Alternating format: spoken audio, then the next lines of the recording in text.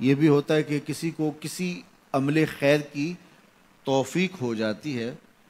تو وہ اس پر اللہ کا شکر کرنے کی بجائے دوسرے لوگوں کو جو فی الحال اس توفیق سے محروم ہیں حقارت کی نظر سے دیکھنا شروع کر دیتا ہے۔ بعض اوقات کسی کو نماز پڑھنے کی توفیق مل گئی تو وہ بے نمازیوں کو حقارت کی نظر سے دیکھنا شروع کر دیتا ہے، تو یہ اس کے عمل کا عجب، اس کے عمل کو برباد کر دیتا ہے۔ اگر اللہ نے آپ کو خیر کی توفیق عطا کی تو آپ ان لوگوں کو خیر کی طرف لانے کی کوشش میں لگ جائیں جو خیر کی راہ پہ نہیں ہیں۔ بے نمازیوں کو نماز کا عادی بنانے کے لیے آپ کی جد و جہد شروع ہو جانی چاہیے کہ یہ خیر مجھے نصیب ہوا تو اس کو بھی نصیب ہو جائے، نہ یہ کہ آپ کسی کو حقارت کی نظر سے دیکھیں اور خود پسندی کے مرض میں مبتلا ہو جائیں کہ دیکھو میں نمازی ہوں اور میرے پاس یہ ہے اور فلاں کے پاس یہ نہیں ہے۔ تو اس پر اللہ کا شکر ادا ضرور کیجئے کہ اللہ نے مجھے توفیق عطا کی، لیکن کسی کو حقیر جاننے کی بجائے اس کو خیر کی راہ پہ لانے کی کوشش کریں۔ تو یہ آپ کے صالح اعمال کی قبولیت کا ذریعہ بن جائے گا، نہیں تو اگر ریا شامل ہو گئی تو عمل برباد، اگر تکبر آ گیا تو اللہ کو تو پسند ہی نہیں ہے، اگر عجب پیدا ہو گیا تو عمل کا نتیجہ آپ کو نصیب بھی نہیں ہو سکے گا۔ اس لیے عمل خالص ہو، صرف رضائے الہی کے لیے ہو،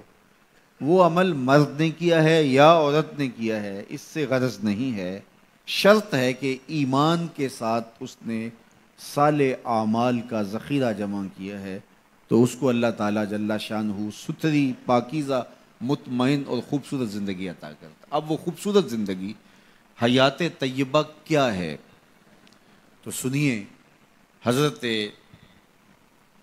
سعید بن جبیر رضی اللہ تعالیٰ عنہ فرماتے ہیں کہ حیات طیبہ سے مراد الرزق الحلال ہے۔ اللہ جل شانہ جس کو پاکیزہ اور ستھری زندگی عطا کرتا ہے اس کو رزق حلال عطا کر دیتا ہے۔ حلال رزق کا نصیب ہو جانا ایک خوبصورت زندگی کا نصیب ہو جانا ہے، چونکہ حلال میں طمانیت رکھی گئی ہے۔ ایک شخص جتنا بھی حرام رزق اکٹھا کر لے اس کو اس سے طمانیت باطن، سرور باطن نصیب نہیں ہو سکتا، اس کے اندر اطمینان اور قرار نہیں آ سکتا، کیونکہ حرام میں یہ ہے ہی نہیں۔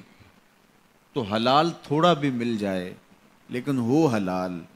تو وہ باطن کی طمانیت کا سبب ہے، اندر کی روشنی کا ذریعہ ہے، اور ایک سرشار، مطمئن، خوبصورت اور خوشگوار زندگی کی ضمانت ہوتی ہے رزق حلال۔ اللہ ہم سب کو اپنی جناب سے رزق حلال ہی نصیب کرے، اور اگر ہم سچے دل سے یہ عہد کر لیتے ہیں کہ اللہ ساری زندگی تو ہمیں رزق حلال ہی دینا اور ہم بھی ساری زندگی حرام کے ایک لقمے سے بھی اپنے آپ کو محفوظ کریں گے، اللہ آپ کے لیے حلال کے راستے کشادہ کرتے ہیں۔